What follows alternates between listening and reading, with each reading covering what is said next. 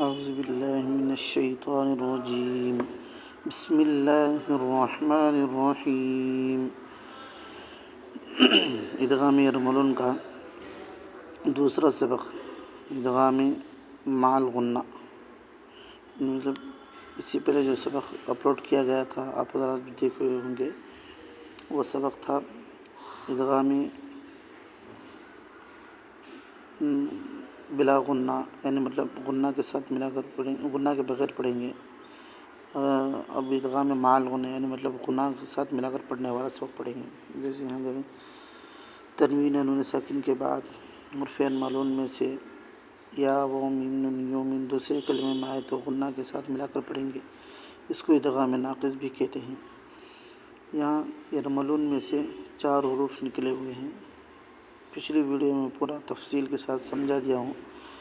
4 حروف نکلے ہیں، یا و میم نون یومن، یرملون میں سے ہی یہ یومن نکلے ہیں، اور اس کا قاعدہ دوسرا ہوتا ہے، یعنی مطلب اس کو غنہ کے ساتھ ملا کر پڑھتے ہیں، اس کو غنہ کے بغیر پڑھتے ہیں۔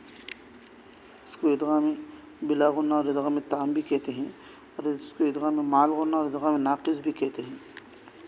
یہ قاعدہ ہے اس کا، یہ بھی تختی نمبر 24 ہی ہے، اور اس کا جو سبق ہے یہاں پر ہے، یہاں پر اس کا سبق، یہ پورا سبق آج پڑھیں گے۔ ویڈیو ذرا بڑا ہونے والا ہے، چلیے سبق شروع کرتے ہیں۔ ان یؤتی من یعمل من یوم من یقول وجوہ یومئذ ان یشاء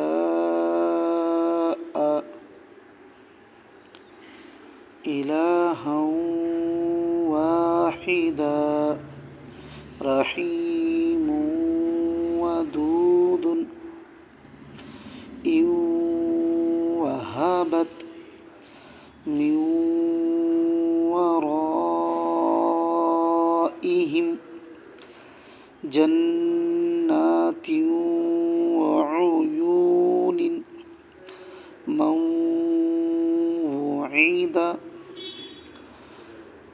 رسول من اللہ صراطا مستقیما عمن خیر من مثلہ من نبی نورا نہدی من نعمت لمن نرید، غلط ہے، لمن نرید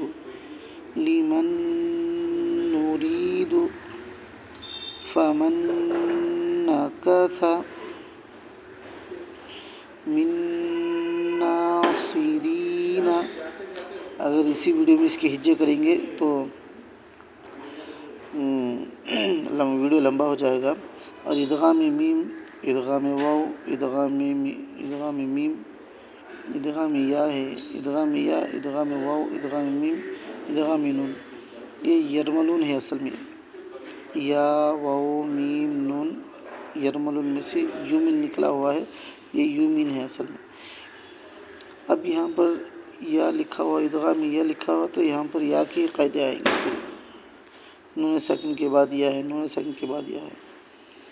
تنوین اور نون ساکن کے بعد حرف یومن میں سے کوئی حرف آ جائے تو غنہ کے ساتھ ملا کر پڑھیں گے۔